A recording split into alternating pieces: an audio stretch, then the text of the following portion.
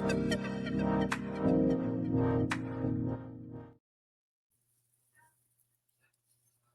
right, I think we're live. So, thanks everybody for joining the next episode of ALS Matters. Have a pretty special guest on tonight. He is one of the first folks that I met outside of my family with ALS, and we met at the ALS Nexus conference last year. Dr. John Sharpe, welcome. Thank you, Cory. I love the story too of how we met. Yeah, so it was kind of funny. We were both kind of walking around the resort there that the conference was held at, and we just were kind of walking into I think it was the first day, right? It was the first day. We were walking into like the little exhibit hall. They were getting ready to do some sort of event for the patients, and we were just kind of milling around the outside and ran into each other, started chatting, realized we both have a shared love for the fighting sports. That's You right. were in a previous life a boxer, right? Well, that's what I think. I followed you into the bathroom, and before you could do what you had to do, I was like, "Nice ear." I was like, That's "Yeah, right. that's Right. kind of like fangs, in the wild." I'm like, "Yeah, I could tell." I Yeah. remember watching you walk by. I'm like, "Well, he looks like me. He walks like me, and his ears are like me. So I know why he's here." And sure enough. Yeah, so we connected over that, and over the next few days, we chatted several times about the different things that we saw through that Nexus conference. And remind me again, what you were diagnosed pretty several months before we met at that conference, right? That's correct. Yeah. So my official diagnosis came in the spring of 2024. Unofficial, probably December of 2023. Symptoms, probably 5 years. And, I kind of just ignored symptoms. I attributed a lot of the initial symptoms, which was primarily severe nocturnal cramping, night cramps that would wake me up anywhere 5 to 9 times a night. I thought it was all the training, because I'd be cutting for fights and, eating clean, probably dehydrated. And on top of that, instead of drinking something good for me, I would drink alcohol instead of water. So, I think the problem just kept compounding. So I just assumed it was that. But, one day I looked in the mirror and my left calf muscle was gone. Just a huge discrepancy between the two. And that's when I said, something's up. So I confided in my one of my colleagues, Dr. Hardy, Mark Hardy. He's someone who's been by my side my whole life, and he was concerned too. And he actually helped facilitate my first EMG, and that's how the ball got rolling. Gotcha. So kind of, if you don't mind, while we're waiting for folks to join and some questions to come in, kind of walk us through a little bit more of that in detail. What did that take for you to, I mean, obviously you're in the medical community, right? So you probably have some connections. So curious how the whole diagnosis process kind of worked for you. It was still tough. To begin with, I gave the credit to Dr. Randall. She was one of my fellows. I think she was my 13th fellow. And we were talking about my symptoms one morning, and she said, "Have you thought about ALS?" And I was like, "Yeah, that seems pretty far-fetched. That's crazy." And it was funny and kind of ironic because I was talking to the fellow the previous year, Dr. Bala, and I said, "Rochelle said she thinks it's ALS." He's like, "Dude, you said it was ALS 2 years ago." And I'm like, "I don't even remember that." So I think I had this kind of inkling or feeling, just, especially with the fasciculations, which isn't to scare anybody. We know there's benign cramp fasciculation syndrome, and there's other things that cause, muscle twitches or, kind of looks like worms crawling under the skin in a way. So I think people naturally have a fear when they see that symptom in themselves and they go straight to the worst. Good news is it's usually not. But the bad news is sometimes it is. And, just to give kudos to the association, which God bless, they wrapped their arms around me the moment it was even a thought. And genuinely, and I'm so grateful for it. I felt the love, big giant hug. But it was their tool, Think ALS tool on the website that kind of nailed it for me. I would spend, like, let's say I would do, a 2.5 hour total ankle replacement. And then, I'll scrub out and the fellows and residents are putting bandages on. And I'd be on the computer in the corner on Up to Date with my computer turned researching ALS. So, I did that constantly, probably for a year and a half before the calf kind of incident. And I was like, yeah, there's something wrong. And then I did see a neurologist at one of our local systems, and my intake paperwork said, I believe I have ALS. And the initial thought was, no, you don't. And the issue was just the presentation was a little different. And we know that they are, we kind of stratify into either, sporadic or familial or bulbar or limb onset. But I think we're learning it's not that simple, especially as we get into the genetic varieties like yours, Cory. Are you Right. RB or FUS or? I'm a SOD warner. Okay. So there were just some things with the EMG. It was a tough diagnosis, and you probably went through the same. MRIs of the spine, CT of the head, ample lab work, genetic workup. I remember we were down to HIV, right? AIDS. And I was praying. I was like, please let it be AIDS. Who's ever begged for AIDS before? Right. Well, I mean, it's curable now. So, but I was like, at least it's more treatable, right? right. Yeah, I guess I curable don't is have not AIDS. the right word. Yeah. So there we were. And then even then, I went and sought care with Dr. Kensler, who's my current neurologist. She's phenomenal. She's just a beautiful, beautiful physician who's empathetic.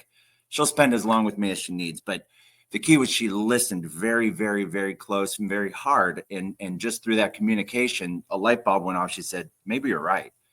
And then we got there. So 9 months in total from the first test, from the first neurology EMG till, yes, probable. We still operate in the world of unlikely, possible, probable, or definite. And it was probable at that time. Yeah. So once you got diagnosed, kind of walk us through the next few months after the official, yes, you have ALS. What was that like for you? It was hard. I'll be honest, I'm a pretty tough guy, but there were a lot of tears.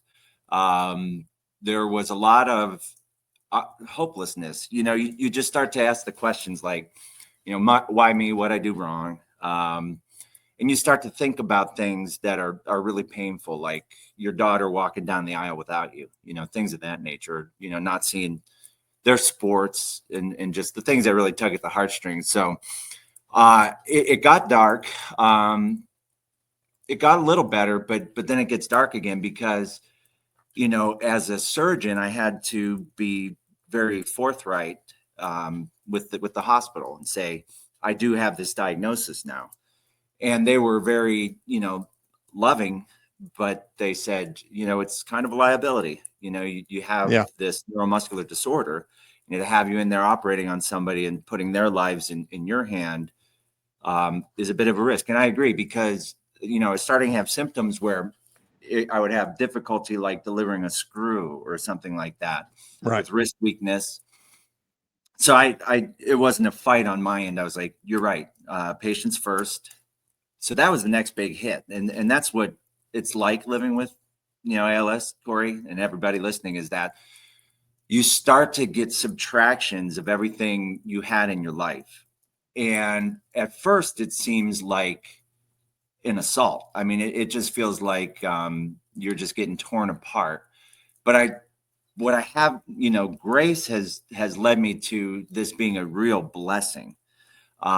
Because if not, I would be in the rat race. I'd easily work 14 hours a day, weekends. I've traveled everywhere in the United States and even to India to lecture on foot and ankle surgery. So I've lost a lot of time with my family and kids, and they've been understanding and they've been here. But in a way, I have time to make up, or time that I need to make up, especially while they're young, while their brains are still, molding, and they can have a positive influence from a father 2-parent household, whatever it is, you know, a yin and a yang. So I view it as a blessing. I feel like I've got these precious years back, and no, would I want to trade the next 50? Well, of course not. Right. But if you reframe your mindset, like I have this precious time with my kids, and if I had missed it, you know, by the time I'm retired, I don't know the statistic, but it's something crazy. Like you spend 89% of the time with your children by the time they get to college. You think about it. Yeah, I mean, we get together for Christmas or Easter or birthday or something. So it was just a kind of a reframing of my mindset to appreciate this. Kind of reprioritize the day to day. Exactly. Yeah, we talked about we shot another episode a couple days ago, and the lady I was chatting with, Lee Wilson, we kind of had a similar conversation about kind of how I feel like it's maybe affected my daughter or will affect my daughter. I feel like sometimes we kind of, because of this, there's a little bit of cheating them out of their childhood, right? Of, Yes. you know, there's going to come a point where I'm going to need a lot more help. You know, hopefully Qalsody treatments continue to work and we can push that down the road as far as we can. But yeah, there's part of that I'm fearful of kind of all the time in the back of my head. You know what, brother? You hit the nail on the head, because my biggest fear, honestly, is what you're going through, because yours is genetic. Mine is not, at least not that I know of yet. You know, Right. That's what I'm working on. But at least I don't have to sit here with any confirmed fear. Have I given this to my children? Right. Because that was the saving grace. I was like, well, at least once I got the genetic results back, no, it wasn't Charcot-Marie-Tooth disease, it wasn't Huntington's, but it wasn't ALS, you know? And I was like, I'd rather it just be me and only me than so my heart bleeds for my brothers and sisters on the other side of the aisle.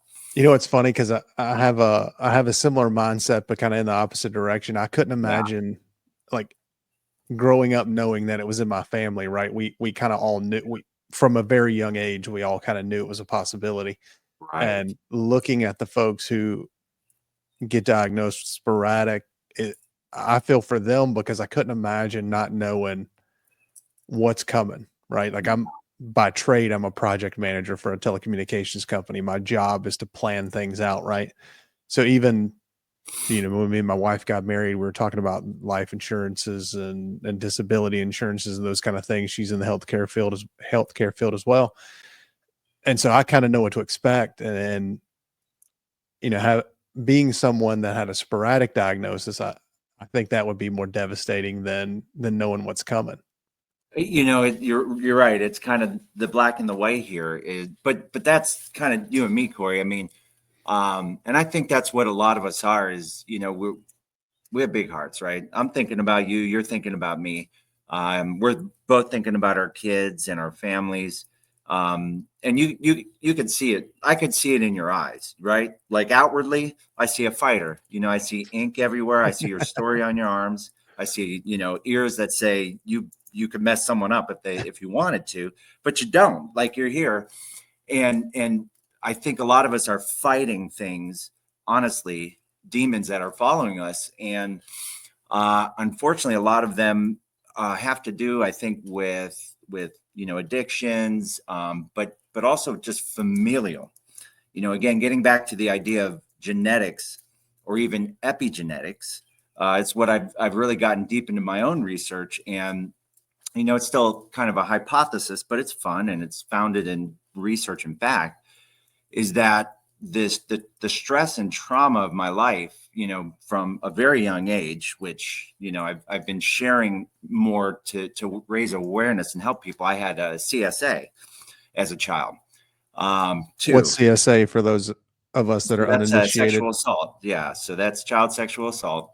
And the first was at an extremely young age, you know, as young as you can imagine. And the second was as a teenager, man and woman. And the problem is you have to package that away as a child, and your brain isn't capable of it. The brain's still very neuroplastic. It's being molded and formed. And essentially what happens is you just form a dissociative amnesia. You lock it up, you put it in a jail cell, but it doesn't go away. You may have locked it up, but it's there. And then you get, fast forward into adulthood, and then life's stressors, right? Like you and I fight for a reason. We don't fight because we like hurting people. We fight as an outlet. Stress, work, relationship issues, whatever it may be. It catches up to you. And what I've found out in my particular case, sporadic case, is that from wrestling or whatever, I get bad HSV infections, herpes simplex virus infections, and they're just facial. It's the same as a cold sore, but it seemed to correlate with when all of my symptoms would get worse. So I kind of took a deep dive and found that there are sporadic cases where the essentially it's called HERV-K, or human endogenous retrovirus K, will demethylate the epigenetics, and then it expresses. So the science is kind of deep and very personal to me. I would estimate 500 hours of research, but what I'm getting at that's more important, I think, to us in the audience, is that a lot of this can tie back to undealt with trauma and just kind of a feeling throughout life that there's no outlet, there's no way to get rid of it, when there was, and there is. And I just waited too late to start dealing with my issues.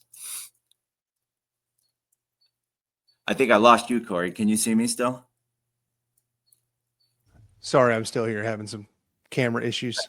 Oh, no worries. Keep talking, brother. I'll just do like a little dance back here and entertain everybody. So, I think there's more genetic interplay than we know yet, or even epigenetic interplay. What's unique with me is that my father died of a very rare neurodegenerative disease called Clippers. And I think when he was diagnosed, he was something like the 60th case diagnosed in the world. I think currently there's a little over 100 or maybe 150. My mother has Parkinson's, and putting all the data together, I got, the Clippers genes, if you will, from dad, the Parkinson's genes, if you will, from my mom. And I started to just draw an algorithm, like try to make this make sense as a physician, as a surgeon. And I started to see that there were these toxic loops that my body couldn't overcome. One was the microglia, which was just damaged maternal DNA. I mean, honestly, you get that from your mom. And it was stressed. It was immunocompromised. And you get into this loop where, for example, in your case, you get the protein aggregates in the cell, and it renders the cell dysfunctional. It's the same thing. You get the DAMP cycle going, and the microglia essentially become overactive and can never turn off. And then the motor neurons start to die and spread like wildfire from prion spread. And that's in relation to the demethylation of the HERV-K, the human endogenous retrovirus. So I know this is probably a bit more than I should be discussing. I'm sorry, Cory's like, no, you're good, man. Where's the shepherd's I'm over here trying to fix my camera while we're doing this. So well, am I doing good stalling? Yeah, I'm losing 100%. everybody with science. Right. So we'll dumb it down for everybody real quick, or especially for me, because I'm nowhere near a medical professional. Let's kind of reset a little bit here. What when you're having conversations with folks and someone says, what does livable ALS look like for you? What's kind of that would make it so for me, right, I have the Qalsody treatments that are so far effective, slowing down progression, and in some cases, regain of function. What's livable look like for you? Cory, livable is hope, number one. The first thing is you have to be able to trust somebody, right? I don't know about you, but when you started telling people I have ALS, did everyone start saying, no, you don't? Or if you start telling people. No, for us, it was a little different. And even the diagnosis, and I apologize for anybody that's hearing me repeat this. Mine was very quick. It was, we have such a large number of folks in my family that have it. And I went to the family neurologist to get, have those conversations. And, it was literally my first visit with my neurologist, like the onset of symptoms in my family exhibits the exact same way, feet, lower extremities to Yeah. start with. So my side of it was very fast. And that's one of the things I don't know, I've talked about this before, so I'll apologize for repeating it, but it was, it was very quick. My neurologist knew exactly what to look for. And I talked to so many folks that have that, kind of like you said, you feel like your symptoms had an onset, 4 or 5 years before Mhm. you were actually diagnosed. That story is very common. Yeah. And that, that's one of the things that also makes me feel guilty about it, right? Is like mine was 45 minutes. I had one conversation with a neurologist. He did one examination. He saw the toes twitching, the calf, the, Mhm. twitching in my lower, well, I guess it would be my upper leg around the Mhm. knee area, twitching in my hands that I had, like, and it was almost immediate. He's like, yeah, I think this is what it is. Now we had to do the test to confirm, genetic testing, the EMGs, all that kind of stuff. But that was the second visit and confirmed case of ALS, right? Yeah. And so that's why it's one of the reasons I'm so curious about this and want to talk to folks about it too, is, it doesn't feel like there's enough maybe knowledge around, kind of what to look for and how you can expedite maybe those diagnoses, however you say that. Yeah. Well, that's a very poignant talking point. I don't think you're lucky in any way for your diagnosis, but I will say, it is kind of a roller coaster, and it's a little bit, it's torture. You're going from, do I have cancer? Do I have AIDS? Do I have this? Do I have that? And you're hoping for things as you go. It's like, I never thought I'd be hoping to find a brain tumor or something on the next Right. MRI. Something So that's at there's least treatable, right? right. And it's a horrible thing and it's not to minimize anyone's pain. Everybody's suffering is suffering, but you're just hoping for something that in the end, you're still, standing with your family. Right. So there was that roller coaster, and the length of time, understandably, it's just a poorly understood disease. It's not that anyone's trying to be ignorant about it. It's just, it's not like a blood glucose test where it's 500 and you're like, yeah, you're in trouble. Right. There's no definitive, it's kind of a It's not like you culmination can of it. take a single blood test and turn it into, yes, this is what you have, and this is the Right. exact treatment we can give you to deal with it. It's more ruling out, Right. it's not this, it's not that, till there's nothing else left, Right. with supportive symptoms. So that takes a while, and that's a tough while when your future's hanging in the balance. So that part is tough. The actual receiving of the diagnosis is tough. um, and I guess one thing that you had is the support of your family, knowing that genetically this was possible or likely. I have an incredibly supportive family. They would die for me. But it's also hard when you feel, or your own body, something's wrong, and Right. people with a good heart just keep telling you you're fine. It's your lower back, or Right. even when you're talking realistically about prognosis, and like, oh, you're going to live 40 years. It's like, well, that's not really what the statistics say, but we'll hope for it. Right. But it's what you have to do is understand that people aren't insulting you. People aren't Just trying kind to of take hoping your for the best, right? exactly. And I was letting it get to me. You kind of just like, you just want to say, listen to me. I know me. But Right. honestly, everyone's just trying to help. Yeah. And the more we understand that, the better. So one of the things we kind of touched on is kind of how everyone has a different experience through their ALS journey. So far in yours, is there anything that's been outside the ordinary, or the general idea of symptoms or how it's affecting you personally, or anything like that that maybe is outside of the stories you've heard from other folks? I'll give you an example. One of the things that me and my cousins have talked about, and I realized recently, is like the sleep fighting, not being able to go into muscle or sleep paralysis like you would normally, right? Um, Mhm. that was one of the ones that kind of triggered me and my cousins to start talking about it a little more, and the weird things that we've experienced that may be attributed to ALS or may not. We're just all trying to kind of figure out what's going on. Is there been anything like that for you? Yeah, absolutely.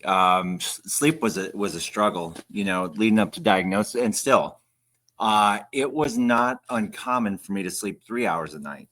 Um, and and the problem is, it is a real problem. That's where, just from a neurochemical standpoint, the glutamate clears. Let's just say it cleans house. So if you're not sleeping, you're getting this culminating toxic neuroinflammatory, whatever you want to call it, brain. But it starts to get like, that, if you've ever seen like the fine china they're holding and they hit the certain note and it just shatters. That's what I feel like happened with my brain finally. It just couldn't take one more thing. And what were the things? It was, definitely trauma, boxing. I've been knocked out a few times. Certainly really heavy and hard on the body, as training to compete in a combat sport. But even what we're putting in our bodies, alcohol was awful. I wish I would have never, ever touched it, when I was however many years old. It's done no good in my life whatsoever. So thankfully, I'm a recovered alcoholic, because I was a highly functioning alcoholic. I was probably the highest ever, right? I mean, I just gotten a service award, from the Super Bowl foot and ankle surgeons, but that's what we do. We just roll, right? And I think we start to use substances, whether it's alcohol, whether it's nicotine, whatever it is, anything addictive, to try to dampen, cover, eliminate pain, stress, anxiety, fear. It rules us.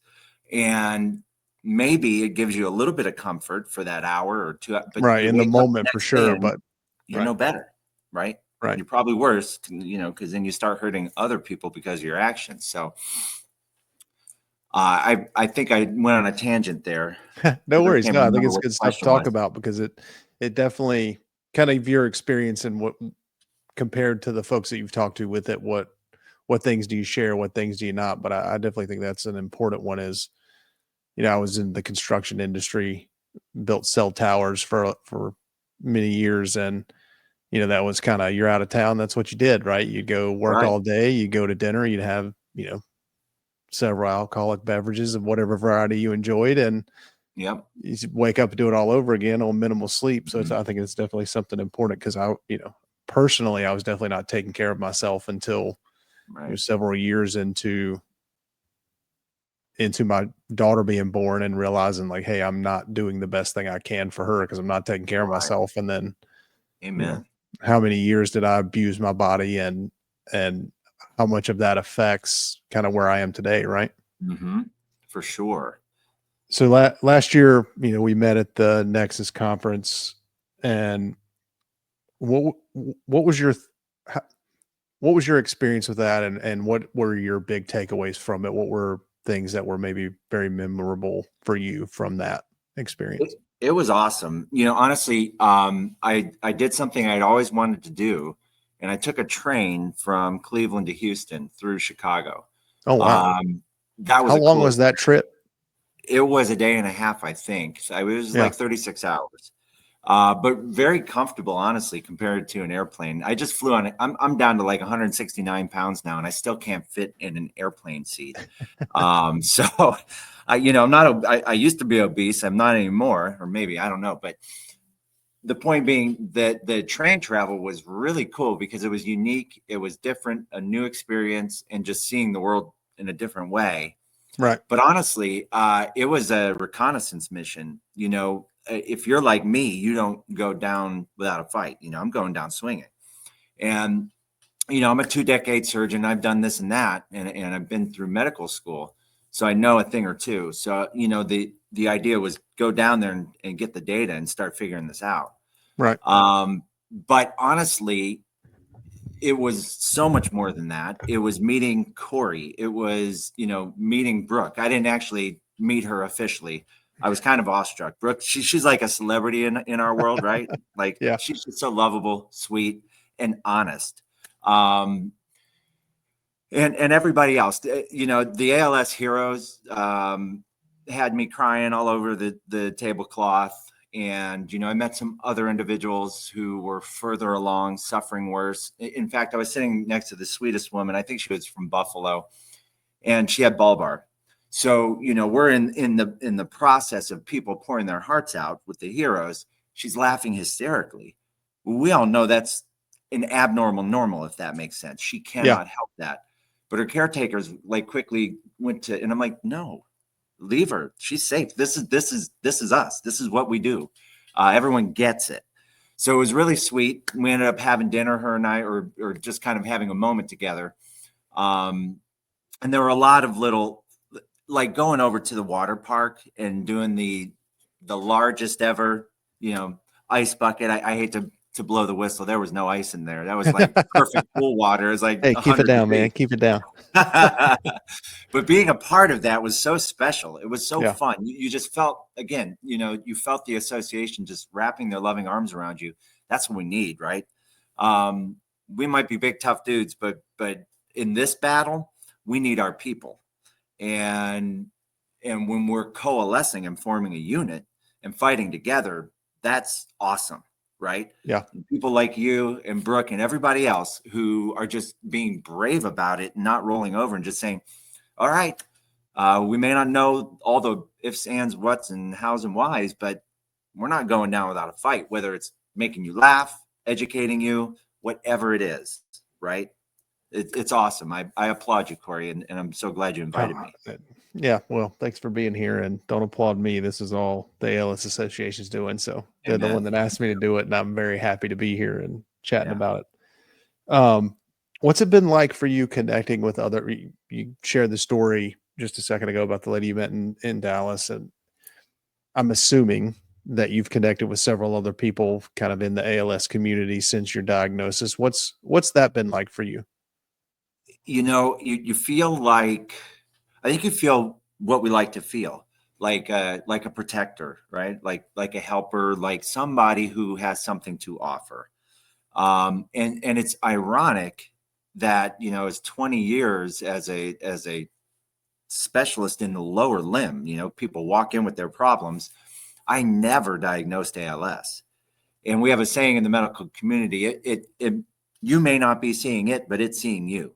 I can guarantee you that I missed one or two or three or however many, because I just didn't know enough about it. Right. And I do now, but I don't feel like my colleagues probably do yet, because it's just so rare. It's just not on the radar. So one of the things is, with the revealing of the diagnosis, all of a sudden people in my community are like, my dad has that. You know, my best friend had that. Just today, I was at a coffee shop, and a very special patient of mine works there. And we gave each other a huge hug. How you been? And she started telling me, you know, you remember so-and-so. Can't HIPAA, right? Can't say. But yeah, no worries. You remember so-and-so. I'm like, absolutely. Well, you know, they know somebody with ALS, and, you know, they had a relationship with someone who just passed away from ALS. And I'm like, my heart bleeds. Give them my number. You know, if I could be of any assistance, help, whatever it is, right? So that's what it is. It's just we're coalescing through love and empathy, and the more we do that, the better. Because I got into a severe funk. You know, I kind of retreated to my basement for about a half a year. I just gave up. I was like, well, it's a death sentence. I'm just gonna live it out and play Fortnite every day.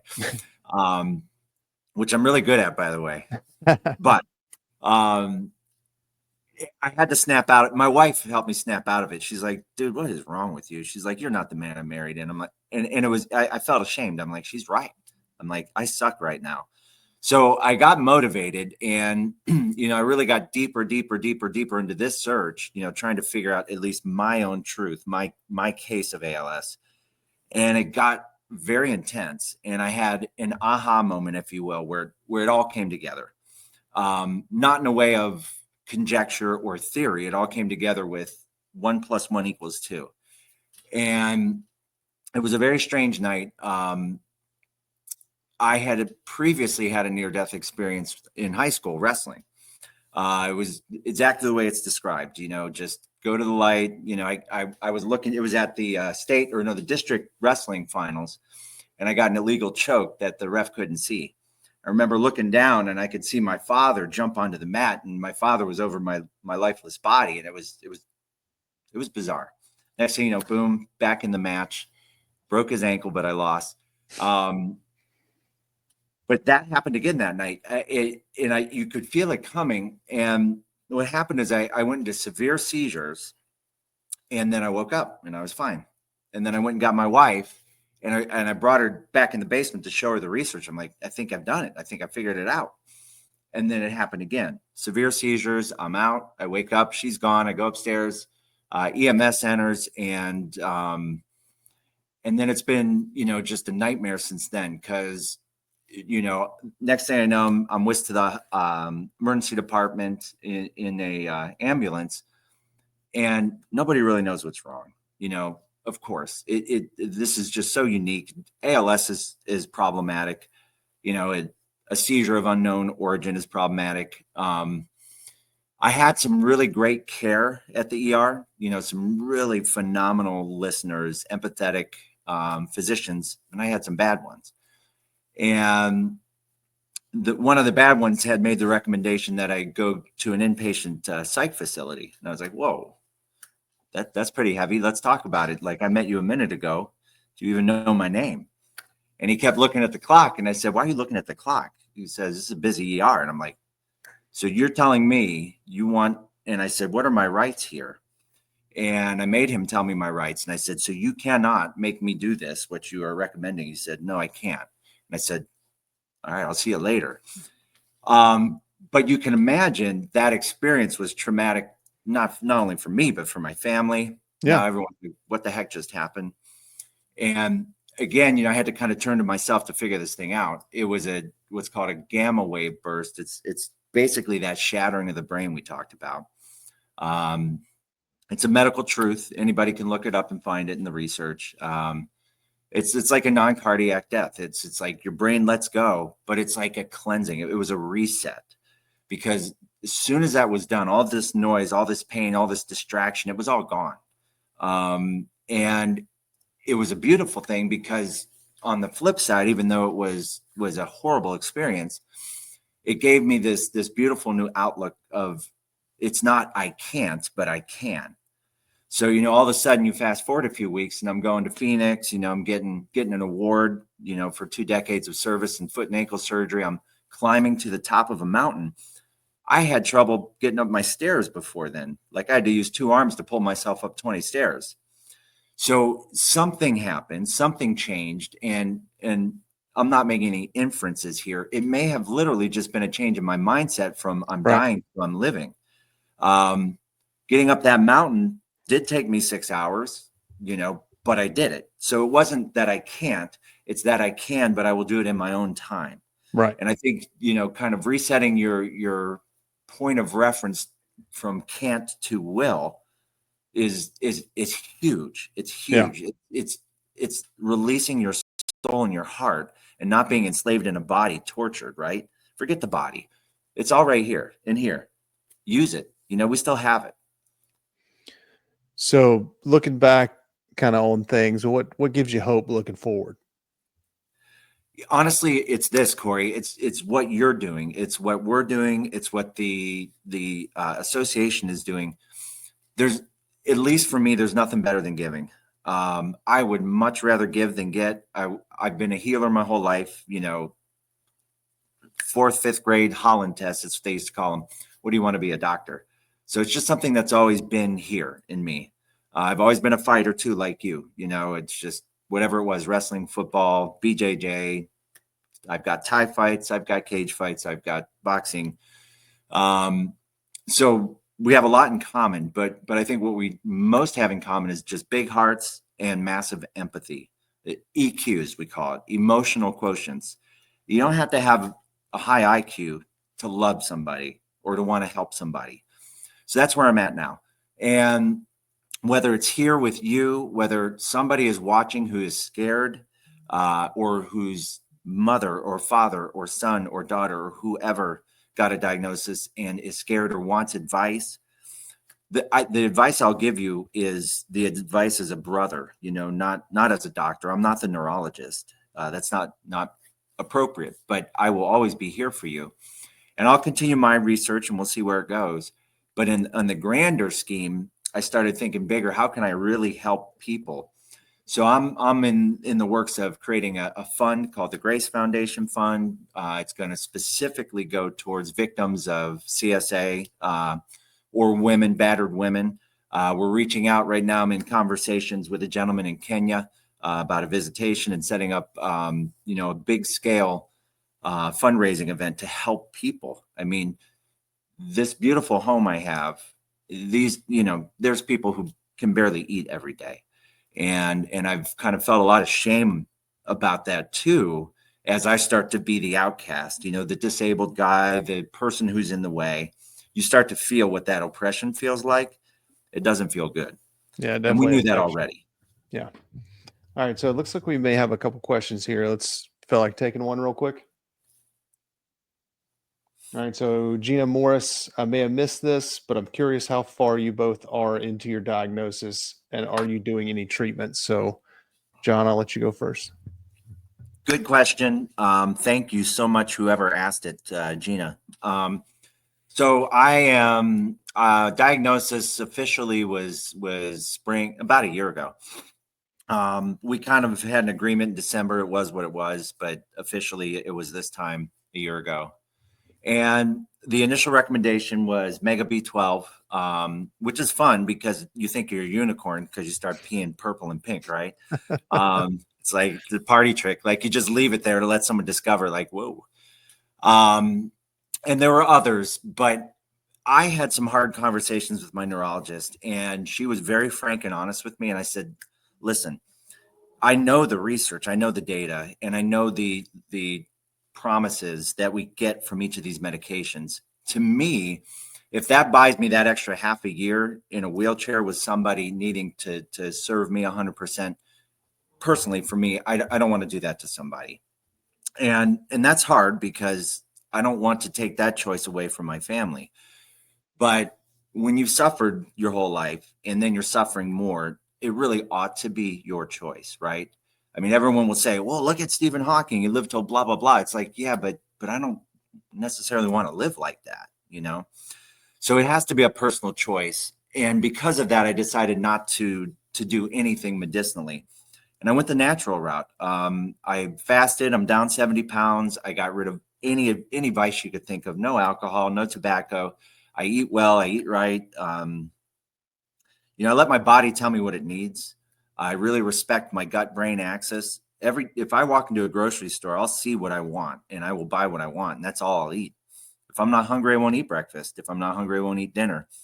So a lot of meditation, a lot of reading, a lot of music therapy. I'm huge into music. I love, love, love music. It's how I heal. And really getting into nature and just cleansing myself is the best way I can put it. It was just letting go of all this. And most importantly, fixing the damage with all the people who I hurt and who hurt me. And that is the critical thing, because at the moments when I was going to let go, it was really because I thought no one cared or no one could understand or no one believed me. And it's really painful when you're here. But I was wrong. And it's just sometimes we just don't know how to communicate well. We speak different love languages.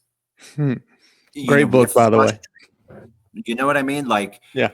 Someone saying you're probably going to live another 20 years and you're like, no, I'm not. You don't know that. It Right. creates this tension. But really what it is someone saying, I love you. Right. I don't want you to leave me too soon. And if you can reframe that and structure it as a big hug and not a combative, we don't believe. Right. Yeah. So that's my biggest advice to anybody who's suffering with this is let the love in. And if it feels like somebody's not loving you, explain it. Because nobody knows you like you. You're the youest you there ever was. I think Dr. Seuss said that, but it's true, right, Cory? Nobody should tell you what you're feeling, how you're feeling, even down to your diagnosis. Like if you feel convicted and one neurologist says you do not have ALS, but you feel convicted, I really believe I do. Get a second opinion. Yeah. There's It's nothing one of wrong those, with yeah, it's one of those things I've heard a lot of people talk about having to go, multiple trips before they, or it. multiple neurologists before they get that. So for me, I was diagnosed in August of 2023. I have the SOD1 variant, gene variant that is causing my ALS. And I'm currently on the Qalsody treatment. Tofersen, I think, was the trial drug. Um, I'm a little over a year into that now. I started at February of 24 when it was conditionally approved. And so far, so good. We've seen good results. My neurofilament light chain levels have dropped back into normal ranges. My neurologist at my 1 year on Qalsody appointment feels like so for my version or for my own set. It started in the kind of you're flexing, pressing the gas pedal. That's where I started losing. And then I have some issues turning my foot internally, inward. I'm sure, John, you can give us the technical term for that. But Supination. yeah, there you go. And so he feels that there's strength regained in that flexion, not so much in the pressing downward.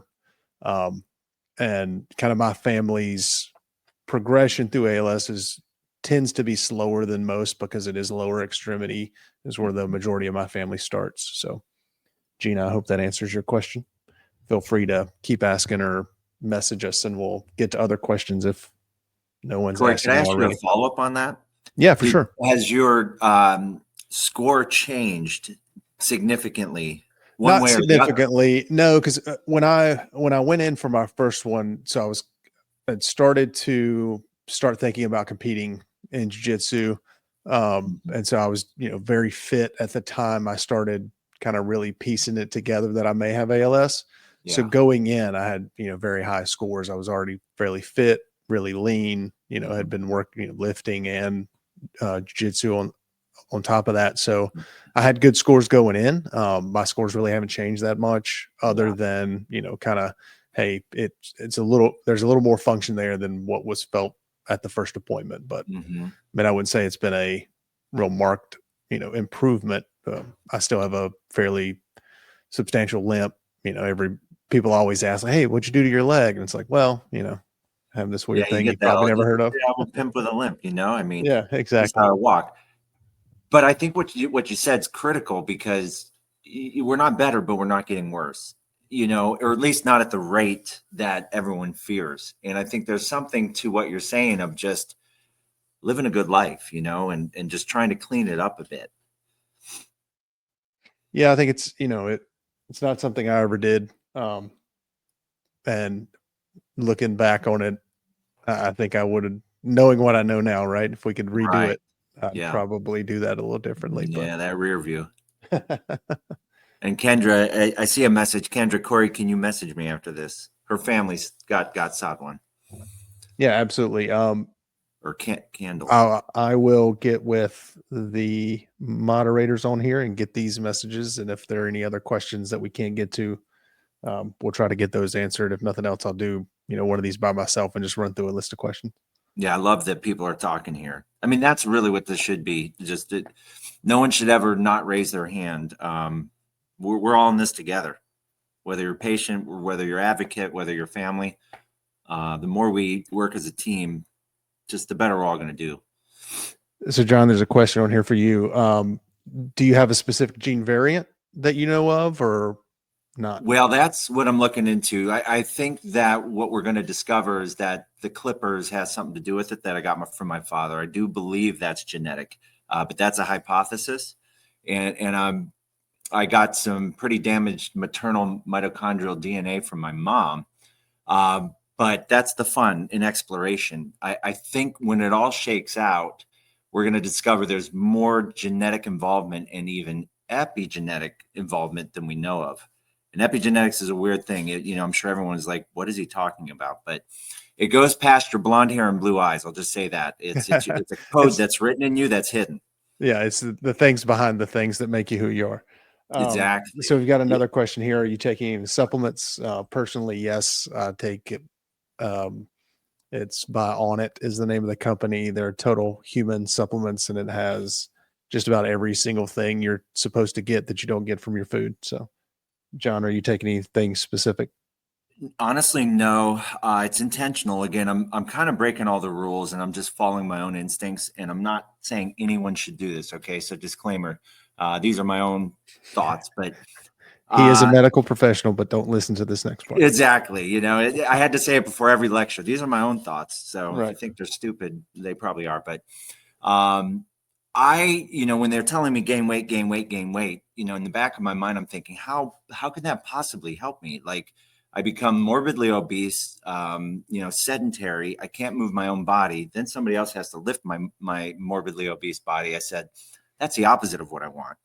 So I just went with my gut. I told my neurologist, and she was very kind and she's like, if that's what you believe is best for you, then do that. But, she shared the data that we do have about body weight and longevity. But honestly, it's proven to be the right call for me, for my case. Getting any excessive weight off, because honestly, it was empty calories, slamming down 6 IPAs a night. And you get rid of that, you eat well, you get the sugar out of your diet, you get, appropriate protein, and things start happening. You stabilize. I'm buying time. I don't know if I'm going to live forever, but I do know I'm going to live longer than I would have. At least I should say I feel that way.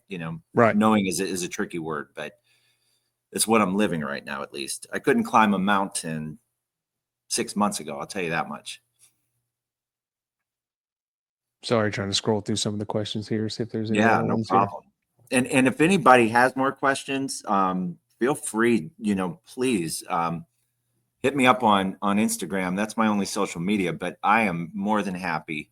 John James Sharpe. It gives me purpose. It gives me something to do. It makes me feel good. If I can help you in any way, I'm there for you.